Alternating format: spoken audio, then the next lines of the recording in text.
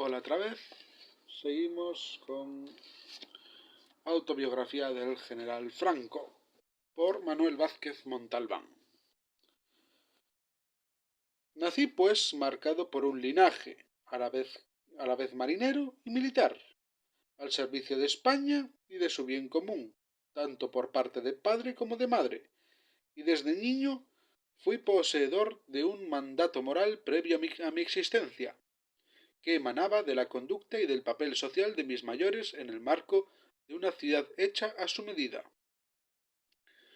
Un linaje sin mancha, que debía asumir y traspasar a mis descendientes, si era posible, enaltecido por mi obra. Pero un linaje glorioso no tiene nada que ver con el nivel de vida, y he de agradecer a mis padres, en este caso tanto a mi madre como a mi padre, que nunca estiraran más el brazo que la manga, y fueran con nosotros a la vez generosos y austeros. Recuerdo, por ejemplo, los regalos de reyes, modestos y razonables, muñecas para Pilar y armas para nosotros tres, aunque en este punto Pilar nunca estuviera de acuerdo porque decía que nosotros las deslomábamos con las espadas y ella... porque decía que nosotros la deslomábamos con las espadas y ella no podía darnos golpes con las muñecas. Pilar era de armas tomar, y a veces me gustaba darle sustos fingiendo situaciones que la desbordaran, precisamente a ella, tan difícil de desbordar. Una vez estábamos jugando en nuestra casa, nos subimos a un gran armario, y alguien me empujó. Luego dijo que sin querer. Caí de cabeza contra el suelo y daño me hice, pero fingí quedar sin conocimiento a ver cómo reaccionaban mis hermanos. Nicolás solo sabía preguntarse, pero ¿cómo ha sido? Ramón aprovechaba mi falta de conciencia para hacerme perrerías, y Pilar, después de quejarse y llorar cual plañidera, cogió un cubo de agua helada y me lo tiró por encima. Estuve a punto de resucitar en este momento, pero me sobrepuse a la impresión y aún tardé unos minutos en levantarme y decirles: no estoy muerto, sois unos burros. Nos íbamos a pescar a la graña en un bote de remos alquilado, siempre acompañados por alguna criada, y cuando conseguíamos pescar un pez, volvíamos a casa entusiasmados, con un entusiasmo que jamás he vuelto a sentir, a pesar de los grandes peces que he conseguido en los últimos 25 años de intensa dedicación a la caza y a la pesca. Con mi padre dábamos largos, fatigosos paseos que él aprovechaba para leccionarnos sobre historia, geografía, botánica y mineralogía, pues era hombre culto y muy leído. Ya he dicho que las excursiones con mi madre iban sobre todo hacia la ermita del Chamorro, a cuya virgen ella guardaba especial devoción, sobre todo cuando Ramón y yo nos vimos metidos en hechos de guerra. Mi madre rezaba a la Virgen por nuestra supervivencia. La leyenda dice que la imagen de la Virgen apareció un día al cortar una piedra, que aún se conserva, y el pueblo la venera hasta el punto de que acude al santuario de rodillas, montaña arriba, despellejándose las rodillas, siguiendo un vía crucis pedregoso muy agreste. Con el tiempo, ya muerta mi madre y yo jefe del Estado, ordené hacer una carretera igualmente jalonada por un vía crucis, y casi todos mis viajes a El Ferrol posteriores a la muerte de mi madre no tuvieron otro destino que ojear la que había sido nuestra casa y acercarme a la ermita de la Virgen del Chamorro, sintiendo sintiendo cada vez muy cerca la presencia de mi madre, o tal vez solo se tratara del efecto sensorial de nuestra profundísima comunión espiritual. Mi hermana Pilar gusta decir en público que ella siempre consideró a Nicolás el hermano más inteligente, a Ramón el más interesante, y que yo era un niño normal, algo más astuto y cauteloso que los demás niños, pero normal. Sé que a Carmen no le gustan estos comentarios, pero a mí me iluminan una parte de mi vida y me plantean la cuestión de cuando realmente fragua la personalidad de los hombres. Yo era más meditador que tímido, más oidor que callado, y es falso que mis compañeros de juego me llamaran Cerillita, como dice una y otra vez Pilar, por mi aspecto enclenque. Ella ha olvidado que en el Ferrol era normal que unas bandas de arrapiezos acusasen a las otras de ser cerillitas, motivo más que suficiente para generar pedreas de las que salí sin descalabro por la mucha agilidad natural de mi cuerpo, en aquellos años acrecentada por la delgadez. Nicolás demostró desde niño su gran habilidad para escaquearse de situaciones difíciles y una asombrosa facilidad para caerle bien a todo el mundo, menos a mi padre, que fue siempre muy severo con él, aunque sin llegar al extremo que cuentan algunos historiadores enfebrecidos. Historiadores tan poco enfebrecidos como Gil o Ramón Garriga otorgan a su señor padre una especial dureza que ejercía contra usted, pero sobre todo contra Nicolás, el primogénito, obligado a permanecer castigado durante un día debajo del sofá, donde fue a buscar refugio ante la ira paterna por unas malas notas. La tradición oral del Ferrol ha conservado en su memoria a un don Nicolás alegre, bebedor y dicharachero, fuera de casa, y Júpiter tronante nada más tras pasar el portón de la casa familiar de la calle de la María. Alto para su tiempo, ancho de caderas, algo estrecho de hombros, rombico, con voz aplastante y argumentos irrebatibles, su padre fue su primer enemigo interior. A pesar de la severidad con el trato, Nicolás fue siempre muy comprensivo con nuestro padre, tal vez porque también necesitaba comprensión especial para su conducta. Aunque ingresó en la escuela naval, estudió ingeniería porque solía decir: yo no tengo madera de héroe como Paco Ramón, y se vive mejor en la marina mercante que en la guerra, que en la de guerra. No se equivocó de elección, y su primer empleo lo obtuvo en la compañía Transmediterránea, propiedad del financiero Juan March, contacto que había de ser trascendental en su vida y en la historia de España. Y en la historia de España.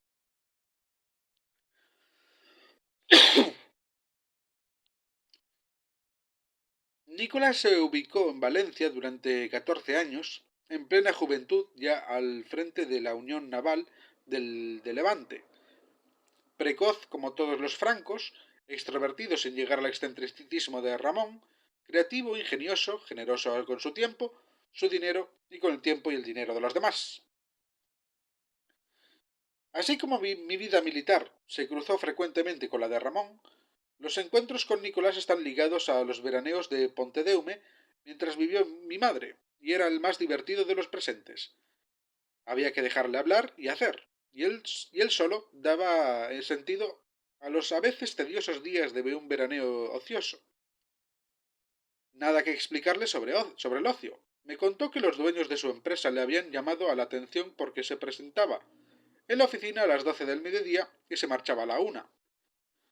No entiendo por qué se preocupan de mi conducta. Pusieron en mis manos una empresa que era el caos y la bancarrota, y yo la he reorganizado de tal forma que tengo el orgullo de puntualizar que ahora los astilleros marchan perfectamente y rinden bien en el nuevo camino emprendido.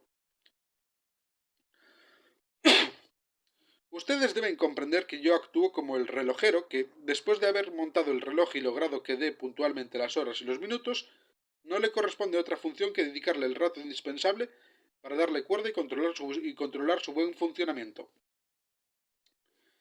Considérenme ustedes como el relojero de los astilleros y tengan la seguridad de que dedico a mis funciones el tiempo necesario para comprobar que todo marcha bien. Luego estuvo metido en la política junto a Lerroux, uno de los que fundaron el huevo de la serpiente de la Segunda República. Pero algo que no se le puede negar es el valor patriótico que opuso al separatismo catalán, durante los tiempos en que dirigió desde Barcelona su partido radical y sus jóvenes bárbaros.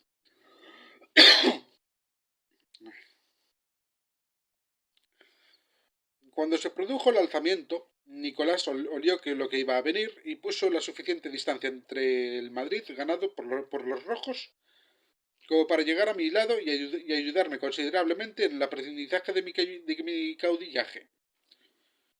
Luego, cuando apareció mi cuñado Serrano Suñer, Nicolás supo apartarse sin dar un portazo y aceptó el cargo de embajador en Lisboa, donde me sirvió de enlace entre el gobierno portugués aliado y con el pretendiente monárquico de don Juan Carlos, don Juan de Borbón. A veces me llegaron noticias de los excesos de sus socios y las usuras de su tiempo laborable, pero yo recordaba entonces su parábola del relojero y contestaba, supongo que enigmáticamente para los demás, con tal de que dé cuerda al reloj y vigile que vaya bien. Bueno. Pilar, Pilar. ¿Qué decir de Pilar? Siempre ha tenido mucho carácter y hubiera compuesto un magnífico militar de haber sido eso posible. O quizá mejor, un magnífico coronel de Guardia Civil. A pesar de ser más joven que yo, normalmente era ella la que nos hacía objeto de sus arbitrariedades y no al revés. Una vez, cuando éramos niños, me llamó Cerillita y cuando yo, apenas 7 años, pero ya muy reflexivo, trataba de hacerle ver lo absurdo de su afirmación, ella me propuso: si te dejas marcar el brazo con hierro candente, ya no te llamaré nunca más Cerillita. Me mortificaba tanto el apodo, repito que generalizado entre una bandería del Ferrol, que me presté al experimento y Pilar, 5 años de edad, se sacó una horquilla del pelo, la puso al rojo vivo en las ascuas del hogar y me la aplicó en el brazo. Miré el crecimiento de la quemadura de la quemadura en mi piel y luego clavé mis ojos en los suyos.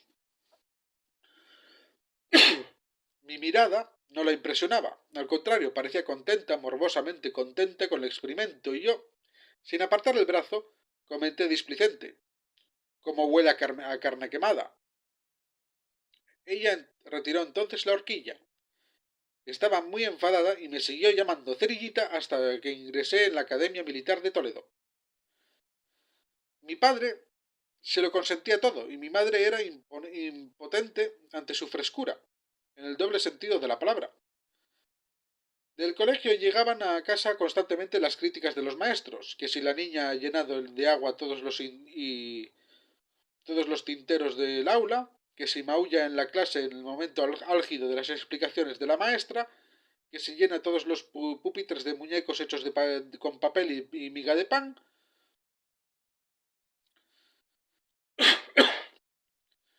Muy pronto empezó a tener pretendientes que la esperaban a la salida del colegio y les tiraba mensajes desde dentro con piedrecitas envueltas en papeles.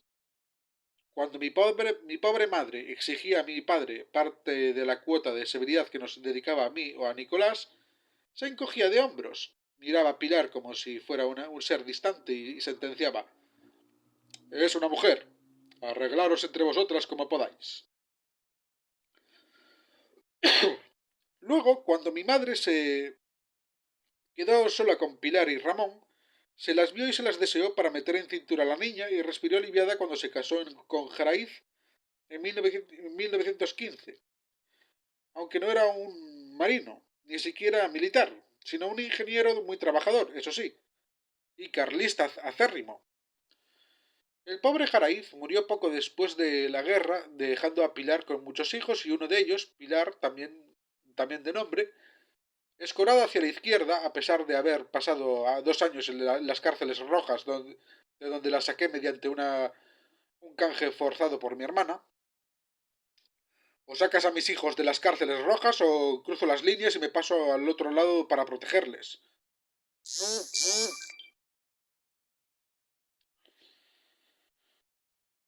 Le dijo Pilar a Franco. Durante mis estancias en Madrid en los años 30, con destino o a la espera de destino, a veces convivimos Carmen y yo con Pilar, su marido y su abundante camada. A Carmen le molestaba la excesiva confianza con que me trataba Pilar y el abuso que hacía del lacón con grelos, que según ella era mi plato preferido, y después de mi madre nadie lo sacaba tan bueno. Le pilló el alzamiento en Pontedeume, y la primera vez que me vio, ya caudillo de Salamanca, me puso verde por no haber avisado a la familia de lo que se preparaba. Pero mujer, trataba de razonarle, ¿cómo iba yo a poner a salvo a todos los Franco, a todos los Jaraíz, a todos los Puente, a todos los Salgado Araujo, para que se hubieran dado cuenta los servicios de información republicanos? Nunca entendió este abandono, pero en Pontedeume se puso al frente de la población al producirse el alzamiento, se echó una escopeta al hombro y se dedicó a organizar el almacenaje y control de alimentos, iniciando así una capacidad gestora que muy bien le fue cuando se quedó viuda. Trabajé representaciones, carpintería metálica, tornillos, y como mis amigos me colocaron, salí adelante. Claro que mi nombre caía bien, es natural y lógico, pero es toda la ayuda que obtuve del caudillo, porque yo no quise.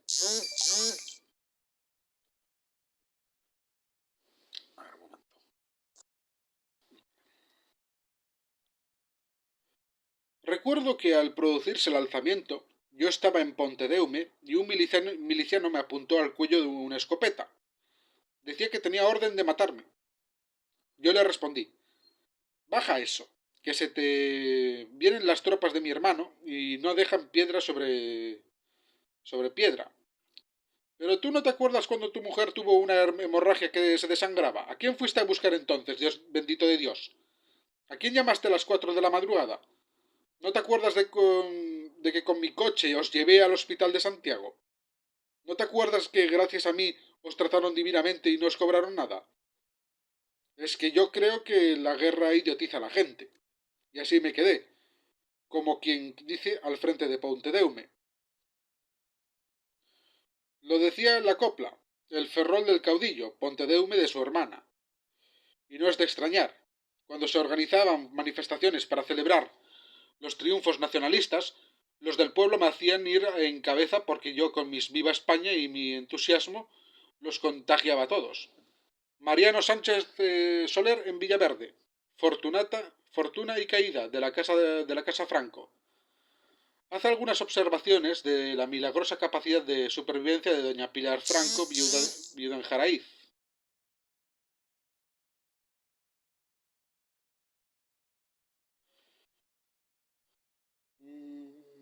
De la milagrosa capacidad de supervivencia de doña Pilar Franco, viuda de Jaraíz.